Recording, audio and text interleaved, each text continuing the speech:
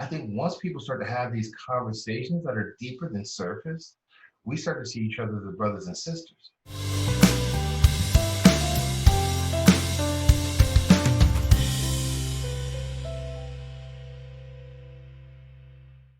Hey, I'm Alex Reneman with Unleashed Tigard, and I'm here with Eric Murphy, who's the Assistant Director of Service and Learning at West Virginia University, who's also a husband, a dad, a father. And I brought Eric on today to talk with me. You know, obviously we were running this series where there's challenge after challenge going on in our nation and around the world in terms of race is a line that kind of is the subtext in many of that.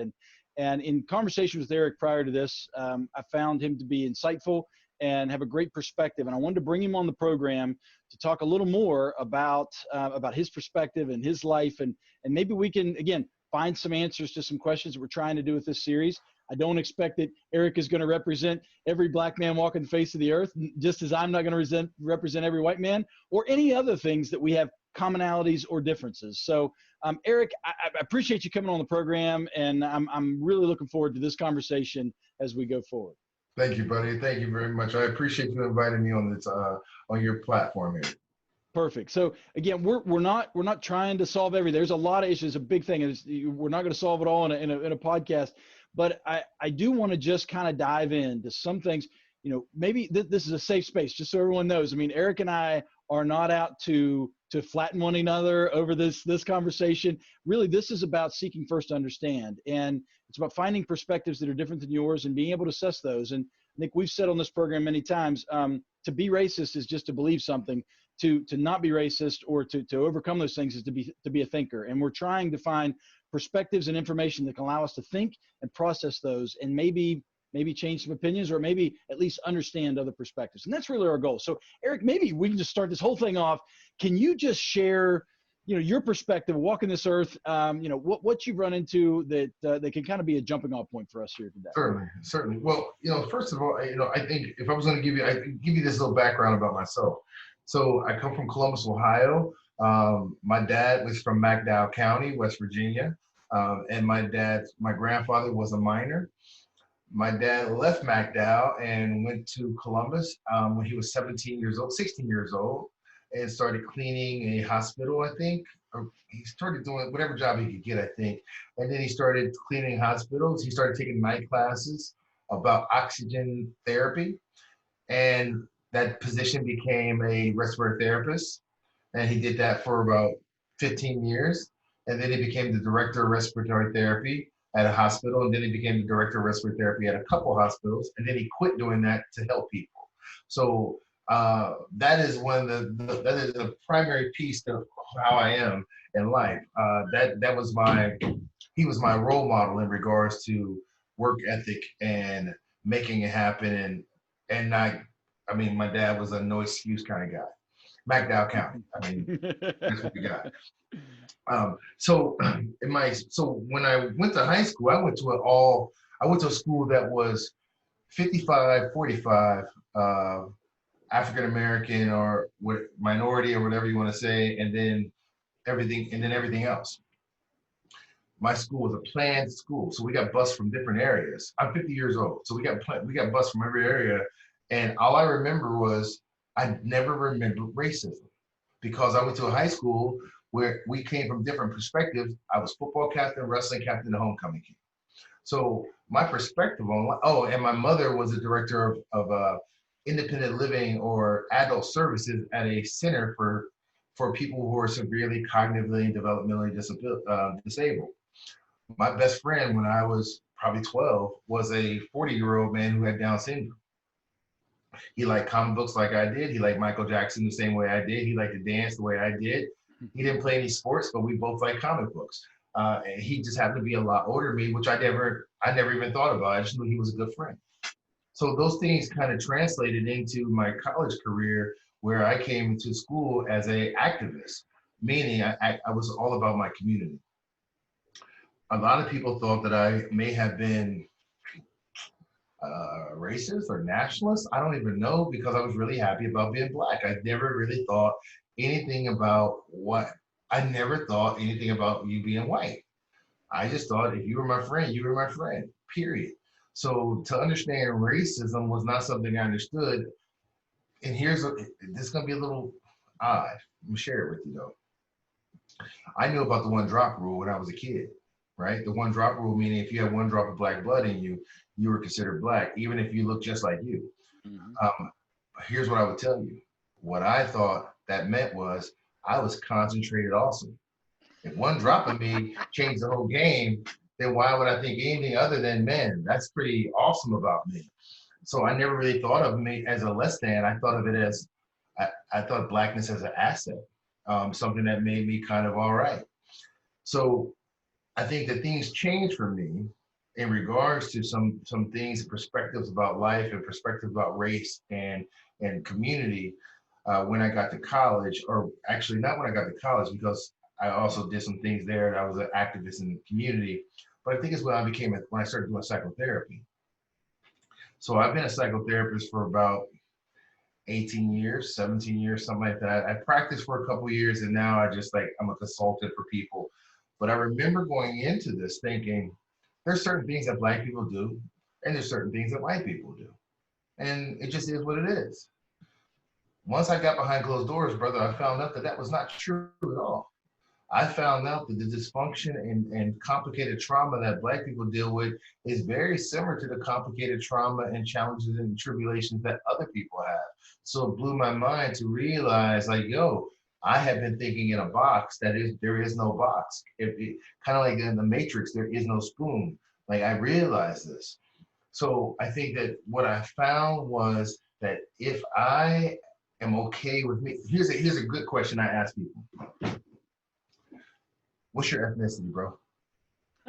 Well, I mean, on a paper, I'd have to say white, but you look at my history, you do my 23andMe, I'm a Heinz 57. So, and I'm glad you said it that way because one of the challenges I believe that people have is they believe that ethnicity is white, black, or Asian, and that is not ethnicity. Ethnicity is where you're people from. I am Liberian, African, and Irish. So when you start to have people dive into culture and ethnicity, it allows us to see culture, right? Because then I got, if you're Italian, you do the seven fish or something like that, or as an African American dude, I mean, there's certain things the African meals that I like. I like bean rice and stuff like. I mean, not bean rice, excuse me, peanut rice and things like that.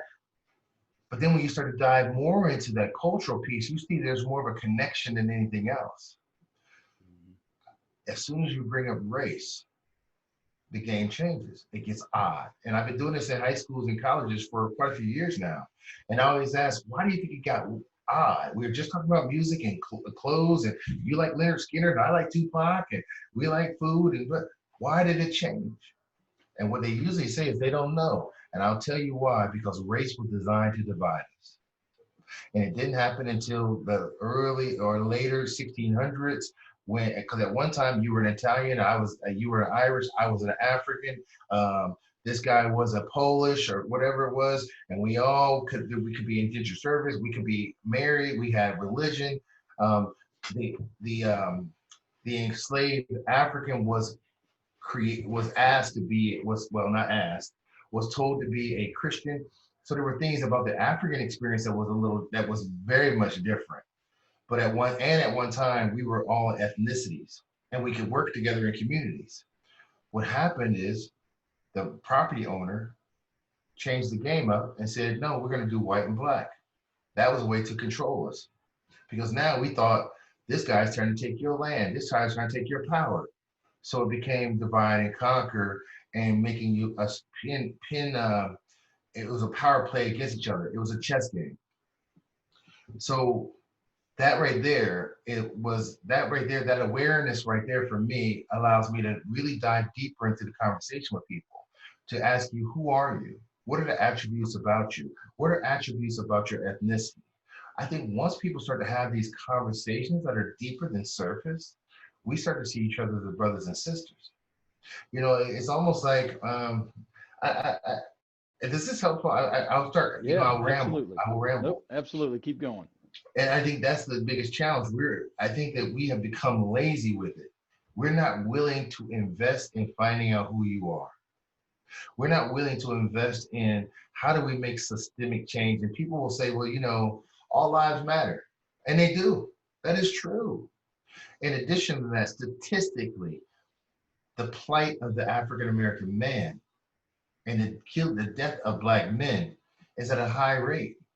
Now, some people will say some of that is by other black dudes. They say that they think there's a such thing as black on black crime. No, black on black crime, even that term was created to cause division too, because most of the time crime is homogeneous. I steal it, I crime where I live. In the community. So Yeah. then that means there's white on white crime, there's gay on gay crime, there's black. It just is what it is. It's all about vicinity and where you are. So all those things were is propaganda to get us to have this battle back and forth. Here's the key for me. I realize that I don't need to battle with you. Why do I need to do that? And I'm okay with you being ignorant as long as that ignorance doesn't get me killed. But I am willing to engage in the conversation with you about who you are and who I am. If you're trying to have a friendship with me, or at least have some level of understanding about who the human is in your neighborhood. I think that is important, but I think what we've found here is a lazy way out. It's easy to not find out who you are. It's easy to allow propaganda, whatever else, to lead me to say, well, all lives matter. So I'm not going to talk to you about this Black Lives Matter. What we're talking about really is, if you can't say that Black lives just matter, then that's a problem. Because you're not looking at the plight of what's happening to Black and brown men. But then if you look at the history of this, bro, the history of lynching, the history of sexualization, the history of all these different things that have happened to us. But here's the problem. If I open that door and my great grandparent was still alive and they use that terminology and they have those ideals, how do I stay loyal to my family and stay enlightened? How do I do that? And that's the challenge. You know what I mean? Like, we have to think, you have that generational stuff that it's a loyalty, it's a tug here towards growth and expansion. And that is the hardest part to this, man. That's an uncovering of multiple layers. So when I see people say that all lives matters, I get that. I also know that it's a way to discredit or to take away from what my experience is. Well, so could you and we could, and I'm using you and I as a guinea pig experience for others that might be struggling. Could you and I in a basis agree all lives matter, but we have problems with all lives in certain segments of lives, and it so happens that Black lives, and I'm not talking about the organization, which we could go there if we want, but Black lives are struggling in some ways. Can we not focus there now? So we all can agree that all lives matter, but we've got to, we do. I think it's hard for anyone to recognize that there's not some struggle for Black folks in America or people of color. And again, I use those phrases. It's hard for a white guy to talk about this, Eric, and this is why. And again, I say white guy. It's hard for a white guy to talk about this because words that I use, I'm afraid of using, and I think, again, I'm speaking for a lot of folks, I'm afraid of using the wrong word. If I use black, wait a minute, is it black? Or do I have to say African American? Or is it people of color now? And even that are trigger words, to your point, where it's almost like we're ready to just battle, and the battle lines are drawn, and I have to be on one side or the other. And that infuriates me because I tend to not, you get in the whole political spectrum. We won't go down that route either, right or left. I tend to not sit there. And so it's a very uncomfortable walk through America for me right now. And I think there's more people like me than maybe we realize. Maybe we think everybody's polarized. But I look at this and I think, where's the wisdom? Where can we start where we come from a place of commonality? And you and I are brothers. We are humans, and 99.999 whatever percentage of our DNA is exactly the same. And so if we start there, now let's fight. And you know what? Brothers sometimes fight. Brothers sometimes get into scraps or have disagreements, but ultimately they're together and they're brothers. And so that's is that a perspective? What am I missing? If I'm taking that perspective into the conversation, what parts am I missing? Or is that? I think that people are uncomfortable with being uncomfortable, brother. I think that, the walk that I have to walk a lot of times with discomfort and the familiarity I have with discomfort, right now, white guys are experiencing the discomfort I felt my whole life. And it's unfamiliar. Hence why there's a term called white fragility. And that's real. That is real, because discomfort, when people, here's a great thing. Someone said to me one time, well, it's not great, but something somebody told me one time. The reason why we're having this discomfort with this, and white guys are having discomfort with this, is because they were born with liberty and Africans were given freedom. And because that ideology is in there of freedom, liberty, and freedom, that is the challenge. There's entitlement, and then there's an earning of the of freedom. You never get liberty, but you can earn your freedom, which all that stems back for slavery and the history of the United States.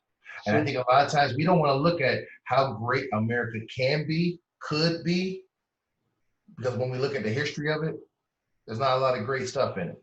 It's a lot of really kind of jacked up stuff to get this thing established, this United States established. And a lot of people don't want to acknowledge that it sucked for the Native American, it sucked for the African. You know, it not just sucked, it was just terrible. And until you go to South Dakota or someplace like that and actually look at a reservation, or go to Utah and see a reservation, you don't even know what I'm talking about. And I've been there and I'm like, yo, when I went to South Dakota, brother, I was like, this is the most depressing thing I've ever seen in my life. I was so upset because I was like, this is real.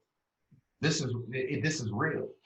And so when we start to talk about it, it's an uncovering and unearthing of a virus that we've never really ever dug out completely. And the reason why we haven't dug it out completely is because it is systemic. There was a study done called that, I don't know if you remember, it was on 2020 or one of those shows, and it was called it was the Greg and Emily test, right? So people had the exact same resume, except for one dude's name was Kwame and Shakira and Kaniko or something like that, and it was Greg and Emily, exact same resumes.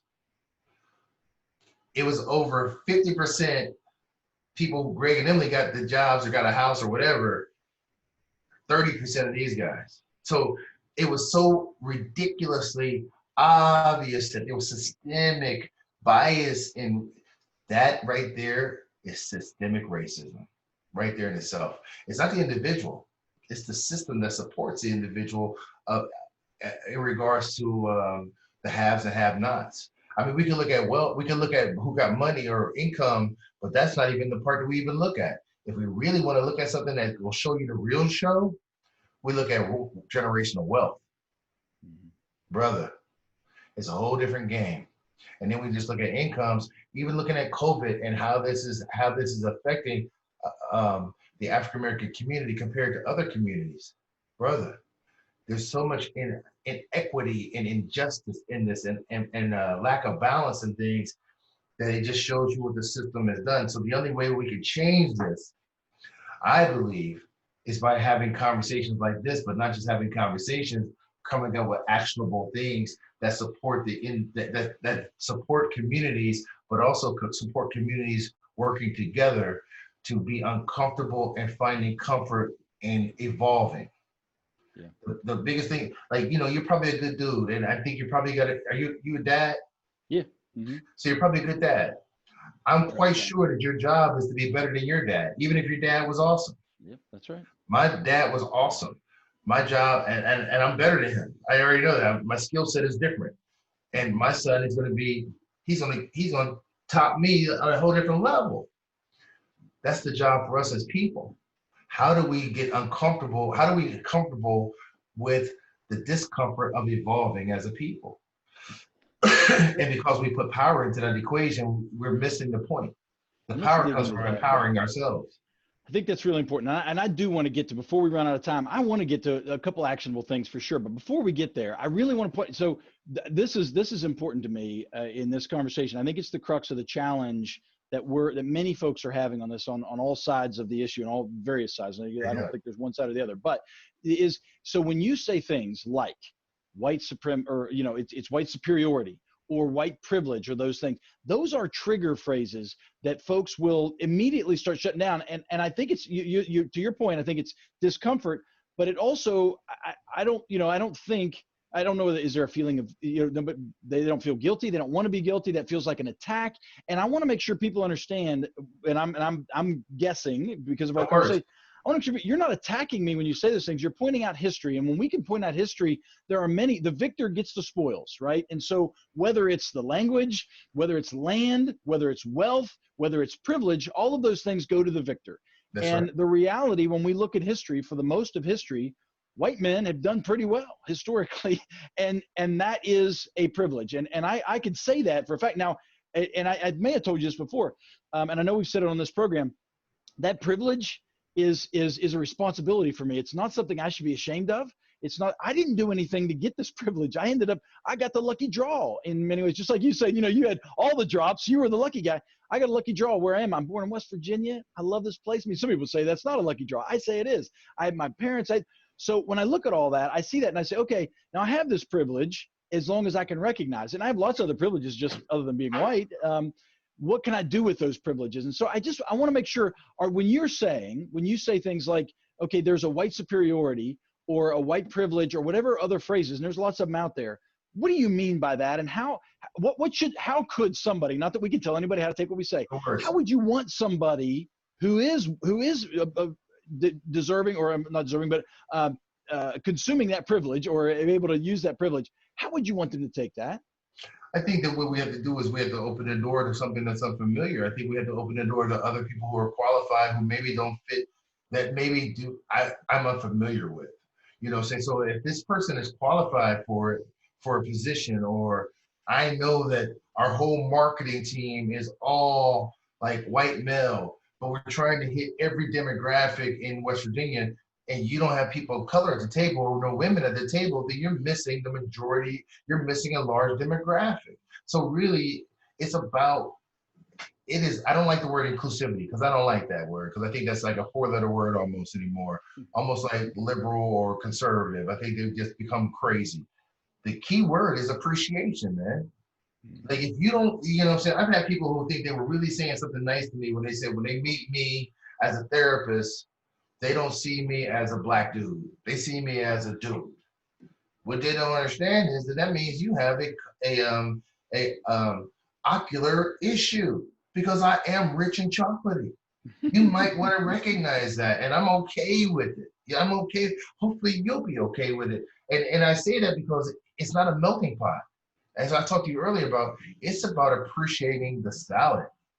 And that's a part of it. So number one is to not make allowances for someone just because of their color. You open the door because it would be better. It better meets the needs of the community. That's number one. And you have to appreciate that. And we got to stop saying that I accept people and I'm tolerant. We have to start to appreciate people. Like, I say this all the time, bro. If I say, hey, man, I'll tolerate you at my table, or I'll accept you at my table, that sounds sucky.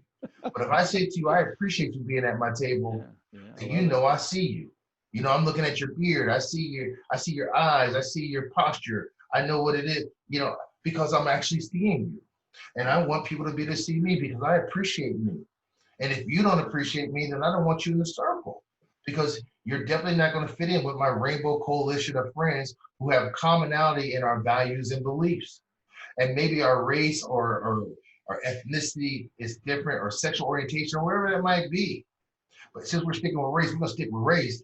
Our races are different, but what we have in common is a value system and a belief system. And because that's my friend group. Now, I meet people who don't look like me, who don't have a value system as mine. And if your value system is a little different than mine, and maybe on something a little that's antisocial, well, you're not going to be in my circle regardless. Not irregardless is not a word. Regardless, yeah, it is now. I know, right? I hate when I do that word. Regardless of what you look like, if your value system is no point, I can't mess with you. Yeah. But we got to stop putting a label on that. That's how black guys are. That's how white guys are. No, because one of the things that I can say is the system is biased, and there's no denying that, factually. But here's the problem with us talking about that. People start to really covet that privilege and not talk about it. There's an organization, I won't say the name of this organization, that works with youth. And I had a person come to me and say to me, it's hard for me to work with black and brown people because the organization I work with, we keep it light, white, and polite. Hmm. I said, where did you hear that? She said, we all know this. We just don't talk about it, but we all know it.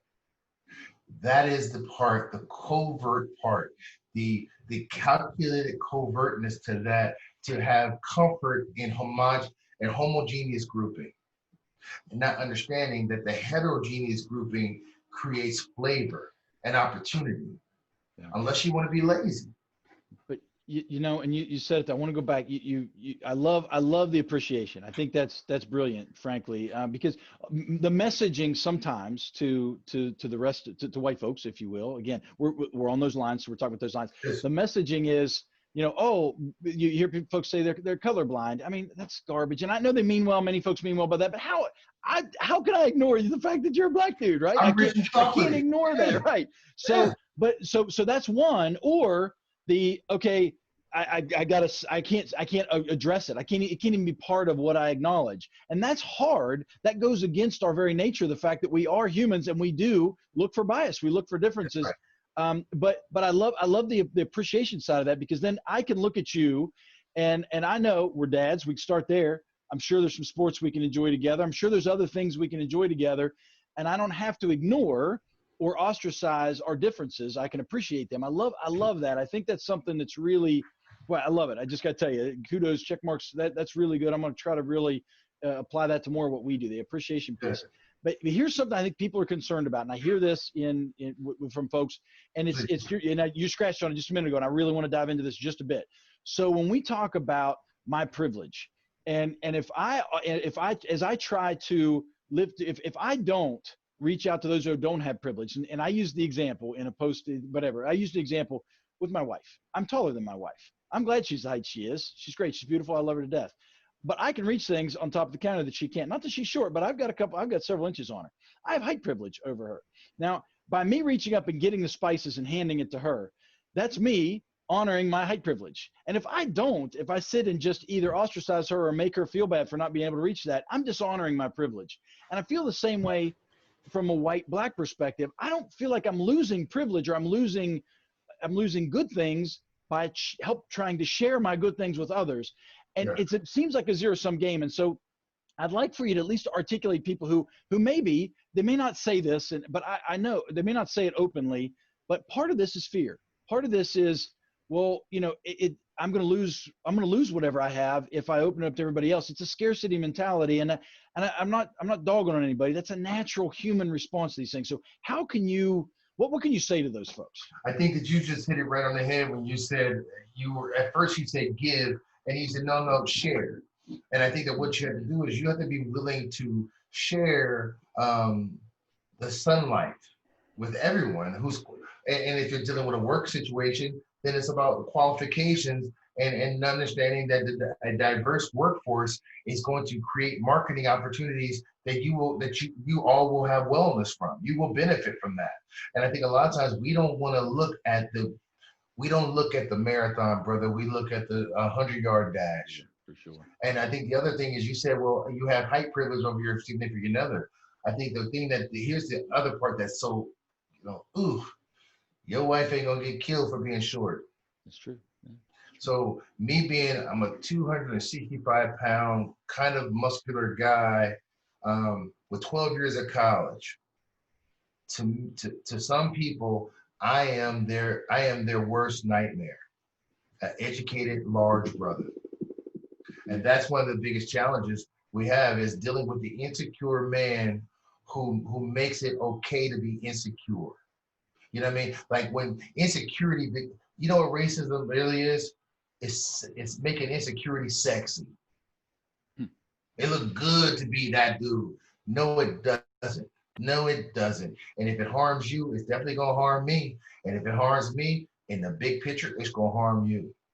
And until we see the marathon of life, the marathon of humanity, and the fact that I am okay. I like Tupac.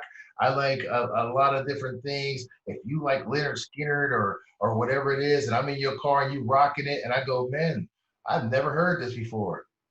And you in my car, and you say, man, I've never heard From the Cradle to the Grave. This is hard. This is a nice little song here.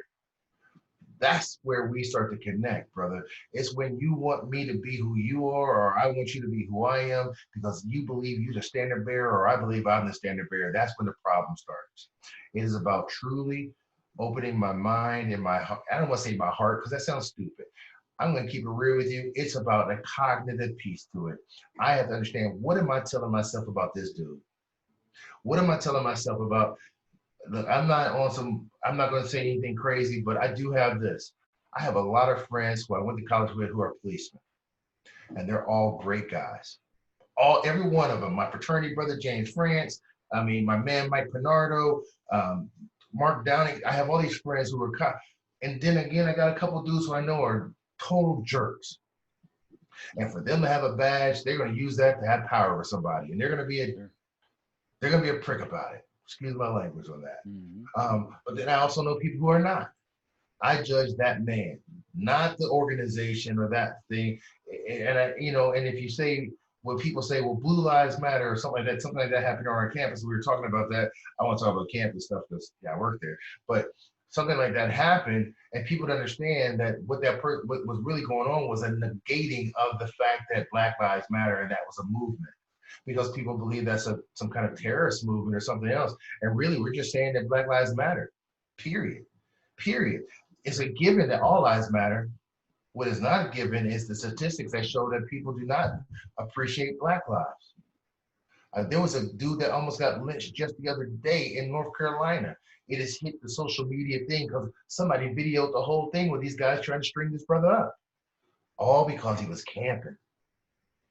Bro, if that's not saying that that's a problem. So, but here's the thing. You know who came to this dude's rescue?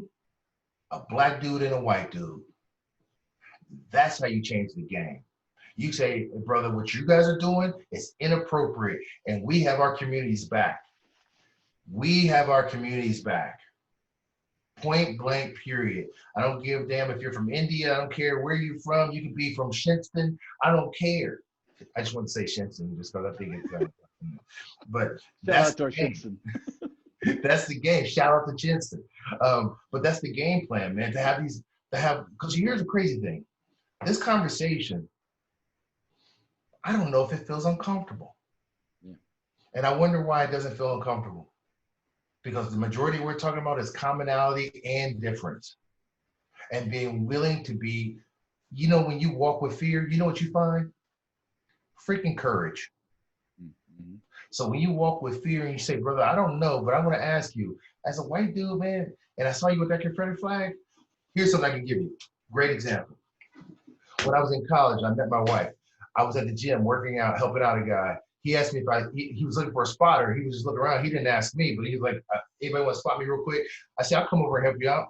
So I'm helping him out. He only got 225 one. Like, I was like, why you need a spot for that? But that's a whole other conversation. So I'm helping him out. He got a swastika right here, SS. He got a big picture of Hitler right here.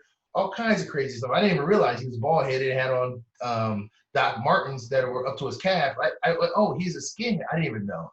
So maybe I did know. I just didn't think about it. And once he got up from the lift, I said, man, can I ask you a question? He was like, yeah. I said, man, what's up with the tats? Because I said, I got a bunch of tattoos. I said, tell me about them. He's like, well, I'm a neo-Nazi and I love being white. I said, well, tell me, if you don't mind, tell me about being white. He was like, well, I love me a really white woman. I love my white culture. I love the strength that we bring to the table in regards to creating society, blah, blah, blah, blah, blah. He said, I do not like miscegenation. I did not know what that was. Miscegenation is the tainting of the gene pool of the race by having intercourse with someone of a different color. He was like, he said it was like, it just shocked because I was like, oh, this is from a different lens. He was like, I like my woman so white I can see veins in her chest. I said, oh, shoot. I was like a vampire? Like, I was like, wait, what?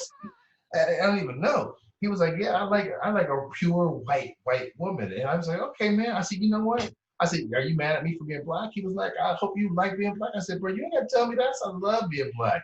I said, let me talk to you about being black. And we started talking about it and we're comparing. I said, so we left this conversation like, all right, man, hey, man, have a great day. You have a great day too. Here was the weird part. When I saw him outside with a bunch of his boys and I walked in the middle of all of them, and gave him that. What's up, bro? And kept it moving. When I tell you, if time could have stopped, now, was I a little bigger than everybody in the room? Possibly. Did I do it to intimidate? Not at all. We had a real conversation. And what I found through this is even he had a problem because now he knew that it was going to be hard for him to take that back. That we had the uncomfortable that became comfortable.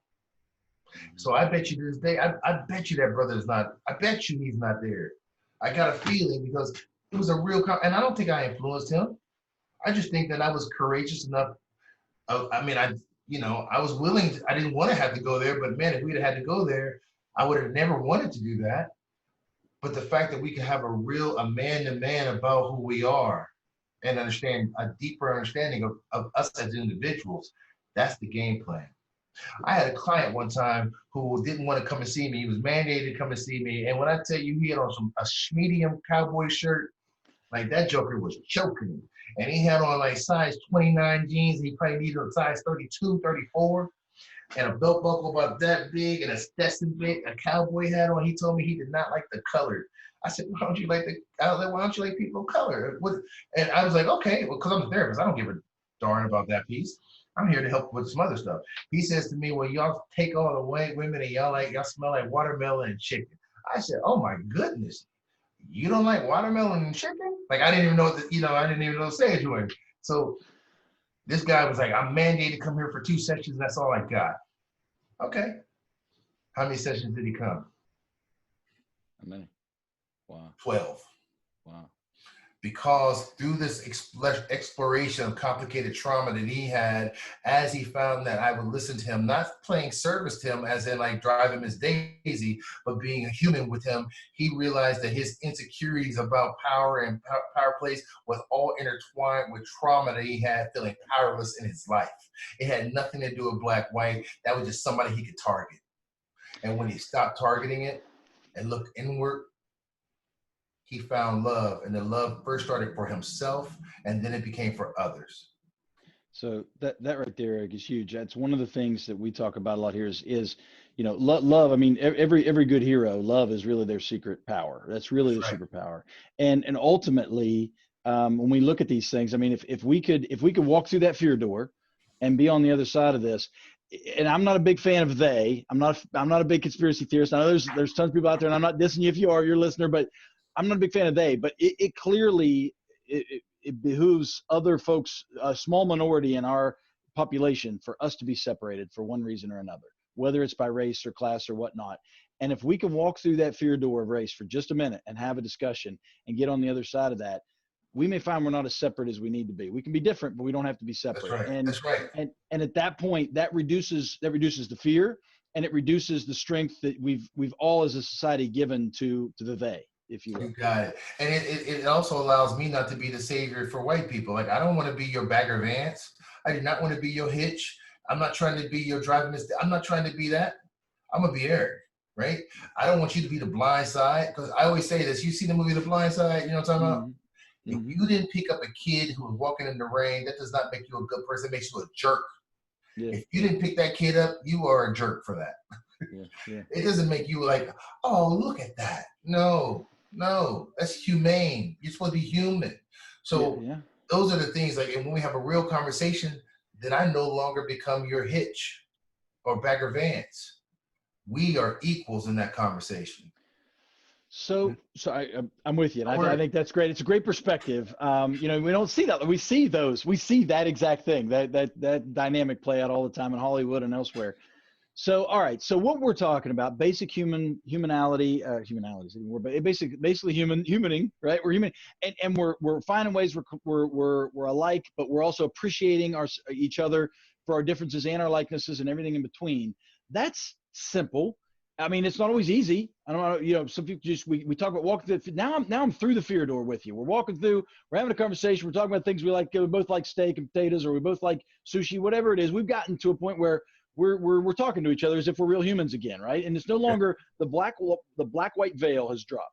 Yes. However, Eric, you and I are standing in a country that is torn apart by this in many ways, and systems that are built that have this in their very core and the common thread throughout.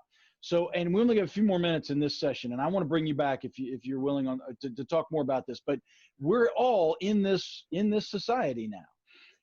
And so now let's say we've gone through that part, and we're now in a commonality where we can have a conversation that you're my brother, and I don't, I mean, brother and sister, and we're all humans, we're all Americans, we're all West Virginians, we're all from Shinston, wherever it is. Now here where we are, now we're in this society where with all this turmoil, we got Confederate Union or Confederate monuments being ripped down. People are angry about that. I mean, we're arguing about masks, we're arguing about everything we can argue about. What are some things, just tangible actions, just kind of we can empower some agency? What can we do at this stage to be helpful to our fellow humans? I think what we need to do is, I think that first and foremost, I think that we have to be a little bit more, we have to stop coveting things that are unhealthy, right? So a lot of people will say this monument, ripping down monuments and things. If you go to Germany, you don't see pictures of, you don't see big statues of Stalin or Hitler. You don't see that. You see survivors of you see survivors. So statues are of the survivors. So I think that we have to get away from this nostalgic that this is a good thing and understand what it is to be an American, man. Like, you have to understand that this place, the foundation is not great, and we can make this place great. You got to know that piece. The other piece to that is you have to be interested. I think I don't know how to, I don't know how to say that in a really intellectual way, but I think that, sometimes people are just, I'm down from my neighborhood. And, I think I just think walking with courage, walking with fear and finding courage and not being afraid to be yourself. Like, I don't need your approval, and I don't think you need my approval. And I think we have to be here, and I don't need you to save me, and I don't need you to have sympathy for me. I need you to have empathy for your brother, just like I'm having empathy for you. I need you to be able to see me and be willing to ask me about, like, man, I can see you and say, hey, man, I know, like, to be able to see me, because you might just say, hey, I see a brown dude who wears glasses, has a grayish beard. But we never really look at each other. You know what I'm saying? I can't say, well, he's got, a little mole right here, and, he's about this tall, blah, blah, blah. Let's take some effort. Like, America, we're lazy, bro. We're lazy. We got to take the effort to actually engage. And I think social media and things like that is definitely causing a little bit of a rift in that. But in addition to that, my daughter is much more informed about things than I was at her age, and she's 15. Now, is she getting some false propaganda and other misinformation? Yes. Does she have content to process with somebody? Yes. And that conversation, that dialogue, that communication is the key to change. And we have to all know something. Who you think you are right now is not who you're going to evolve into. We have to have a desire to evolve as a people and as a state. As a state and as a country, we have to be willing to do these things. And it's going to be uncomfortable. You got to know that. You got to be aware that there's going to be discomfort, and then this too shall pass. You know what I'm saying? Because I've said this a lot of times, man, I don't need anybody's approval, bro. I do lectures all the time, and one of the first things I say is I will use a lot of colloquial terminology that is something that is used in my community, and I probably won't change that. So you probably want to use the context of the sentence to figure it out, because I'm not changing it. You understand what I'm saying? And they're like, yeah. I said word. And they go, what the hell does word mean? You might want to figure out. It was really a confirmation. And they're like, oh, okay. I'm like, that right there, that's diversity. And we got to be willing to do that and not say that's inappropriate or, the standard bearer, because you're not the standard bearer. So if we know that piece and we can have conversation about that piece, that will cause a cognitive shift. And as we cognitively shift and those neurotransmitters connect differently, then now I've changed my brain. And if I change my brain, then that's going to affect my kid. And it's going to affect their kid. And then we will truly evolve as a people. And that's what we have to do, bro. Like, and for my people, a lot of times we have to deal with the emancipation of our own brain, and not and realize that our history did not start with slavery. to understand the depth of our history. But see, that's the part, even with me saying that, if you're an Italian dude, I don't know, what's your ethnicity, bro? I'm really all over the place, mostly European. Yep. So if you know the history of your people, then we can have a conversation, because I can have a conversation about my people. And if I don't know my people, it kind of gives me a reason to go, dang, I need to find out more about grandpa or great grandpa. Now I can realize that my history didn't just start here, and my history is deeper than that. As as Pac said, the darker the berry, the sweeter the juice, and the deeper the roots. I want to be to talk about that deep roots and share that with someone else, and hopefully they won't get insecure about it. Yeah, that's the key, bro.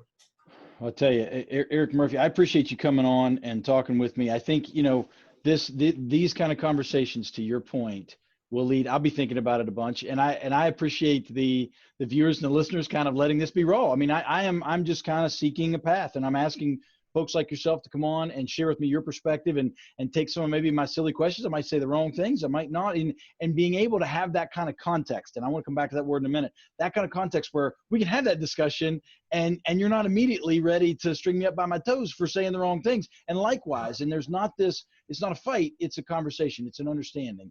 And I think the more this happens, the more we change the context of our nation. And I'm a big believer in context. I've seen it happen in company and families and communities. When we begin to change the context or the culture or the setting, whatever the expectations are, all of a sudden we don't have to keep defending the bad apple, because the bad apples get pushed out of the proper context.